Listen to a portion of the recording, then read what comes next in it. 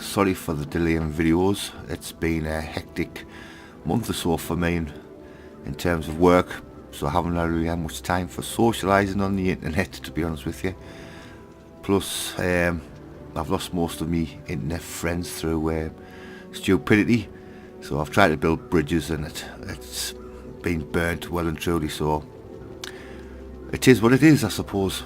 Right, so what we've got here is a brand new game called Will to Live. It's an MMO slash stalker type of Russian influenced game. So what we're going to do, something I've never really bothered before, is we're going to try story mode first before we go on the online capabilities. So we'll have a quick little delve into the storyline. I'm not going to talk through it, we'll just sit through it and see what the crack is, and we'll just go through the story mode together. So let's take it away.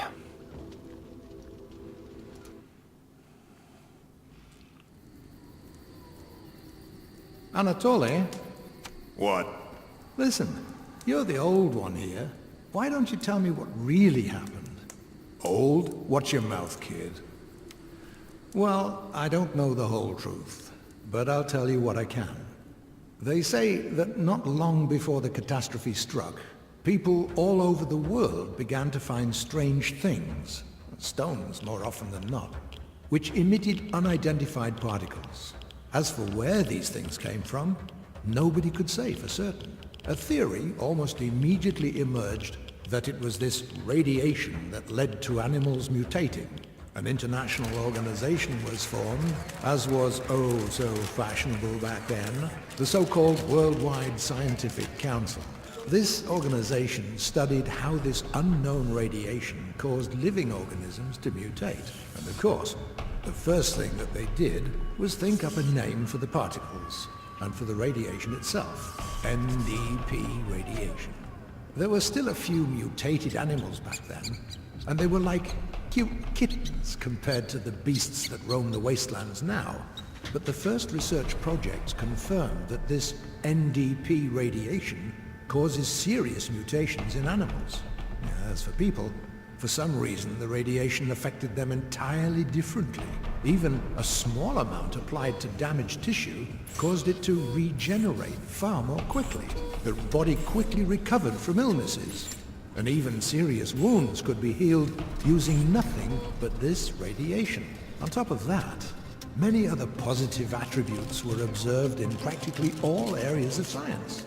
The scientists couldn't have been happier. It was like manna from heaven to them. The discoveries came one after the other. New instruments and medicine. They learned to use sources of the radiation as power sources. How do you think some devices still work to this day? And thought up all kinds of other uses for it. But then, one fine day, the catastrophe struck. I was still just a kid back then. All I remember is multicolored rays appearing in the sky. Then everything suddenly went dark. I heard heavy peals of thunder, the heaviest I'd ever heard. The wind picked up. Stones fell from the sky. It was terrifying. The cities were in the grip of panic and chaos. The people trampled each other, running wherever they could, just trying to find cover. It was a horrible sight. My mother and I hid in our basement, and my father tried to save as many people as he could. Then, it all suddenly stopped. The night of nightmares was over, and day broke. Wow! And then what happened? Just listen and don't interrupt. Many people died that night. All the largest cities were destroyed. All that we call civilization had turned to dust. It was like we'd gone back to the Stone Age in a single instant, and all humanity's problems disappeared. Everyone in the world suddenly had the same goal: to survive. That was when the monsters came. They surged into the cities that remained whole in huge packs, destroying everything alive in their path. In those days, our already diminished species became even smaller. But there were cities that could withstand the monsters. The military was able to lead the people. They began to unite, protect their ruined cities from the mutants, and find other survivors. Thus was the Confederation born. One of the Confederation's primary goals back then was to find scientists who worked on the WSC projects. They even managed to find surviving laboratories where scientists still labor away to this day. Thanks to the scientists, they managed to partially restore the research performed on NDP radiation before the catastrophe, and even to make use of some of the technologies. For example, the scientists managed to create special NDP concentrators, which alter the radiation to form something like a protective field. The mutants fear the field like fire and won't enter it. That's how the domes above our cities were created.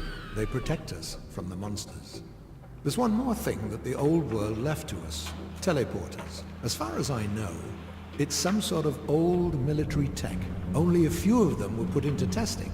The initial plan for the teleporters was this: to provide fast troop movement, deliver ammunition, and transport to the battlefield and treat the wounded. But the scientists were unable to iron out all the defects before the catastrophe hit, so only one function works: transporting the wounded. And even that doesn't work right. It doesn't pick up the wounded, just the dead. And not everywhere. Only in a zone of reliable reception, and even the transportation process itself is a big gamble. You're lucky if something is just missing from your backpack after you're teleported. You could turn up missing an arm or a leg, or even not turn up at all. Long story short, those things are dangerous. I remember once having the bad luck of finding a herd of wild boar outside the city.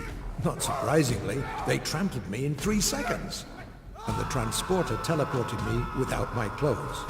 And I remember feeling how it put me back together piece by piece. An unforgettable sensation, believe me. Although the daredevils in the arena use the transporters every day, and they seem fine, still alive. Quiet, do you hear that? Hear what? There's something there in the bushes.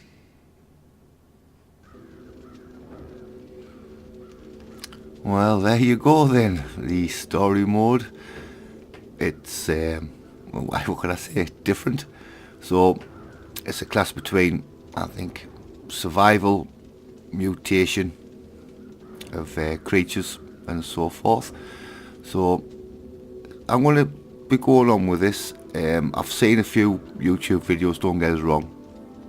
It looks to me, obviously I said before, very Stalker escape with a massive amount of MMO in it, and if everybody ever seen Next Day / DayZ, it's got a bit of that type of survival modes in it, and you have missions and stuff like that. So I'm going to leave it there for now. That's the intro for Will to Live. I'll be doing a lot more videos on this as we progress in the play mode. We'll have a quick look at the play mode actually, I think, while we're here. So I've never actually been on here before. So I've just the game itself, sorry, it's on Steam for, I think it's about £11.50 for early access. Alpha £11.50. What does that get you these days? 2 pints of lager and a packet of crisps. It's nothing, you know. So if we go on Europe 1, we're going to connect. So we've got 4 characters now. Obviously I've seen a video of this, the characterization. You have 4 classes. I think like one's the one out merc, then you've got an engineer, medic and so forth. So you've got a chance of using different characters for different skills, and you can play the game differently as we go on, you know, as far as I can gather. So as you here we are up here. So there we go. So we've got a miner, a hunter, a merc and an engineer. So that is the 4. Obviously you're not going to pick all 4 slots as a miner. It's what I mean. So you're going to pick all them 4. Then you got nerds cannot fight, apparently, for the engineer. You haven't seen modern engineers light but effective upon Effective weapon along with excellent knowledge of explosives and snapper business can change the course of any fight. The Merc, obviously the Merc's a Merc, he's just the old Bruce Willis of deep balls, as some person used to say to us before.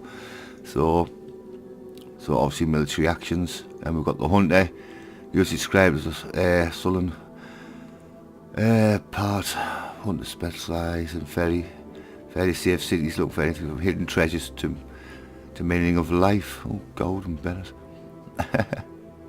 They do little do they talk, but shoot very well. And obviously the Miner, tough boys, determined, actions along with powerful weapons. So obviously they're there. So if you go to gold mining, you're going to be a dab hand at making weaponry, and then most probably sell them on. Because I know there is it's not a Bitcoin, but it's the more quests you do and stuff like you get in-game money, and that what buys you your equipment. So we'll be pressing on with that next time. So sorry for babbling on. So thank you very much for watching and sticking with the story mode. So we've got an in-depth look of how the game's going to progress.